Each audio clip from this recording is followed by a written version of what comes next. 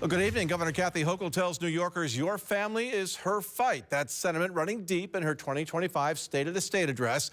Affordability has been her focus leading up to today's address, but the governor also unveiling new initiatives which include downtown investments and education.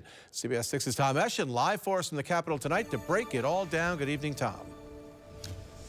Thank you very much, Greg. We did focus on that affordability agenda earlier tonight at 5 o'clock. The governor is saying if you're eligible for everything that she pitched today, especially if you're a parent, that could mean $5,000 coming to you from the state. So something there that the governor proposed today. We have more of that on our website, of course. But also, let's move on to some of the other initiatives. That includes energy and also free community college and housing. And on that note of housing, the governor today with Mayor Eric Adams in the audience, a former state lawmaker himself, coining a phrase he once used.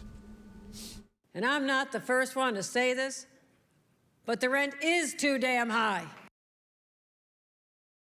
Lawmakers have been calling to invest in infrastructure to facilitate housing growth. The governor answering, pledging to create a pro-housing supply infrastructure fund, also creating an affordable home buyer tax incentive, and something that drew applause, disincentivizing bulk purchases of homes by institutional investors. They're so excited. They scrape together every dollar they have, and then they lose out to an all-cash offer from a faceless, nameless corporation with no connection to the community. Corporate landlords co-opt our housing stock for short-term rentals as well. Or even worse, they just let them sit there vacant while the values soar, and we need every one of them. That's why New York will do something no other state has done before and ban private equity companies from bidding on properties for the first 75 days. There was a wealthy round of applause after that. The governor's plan for community college also got one in New York. We're going to make community college completely free for students aged 25 to 55. Completely free.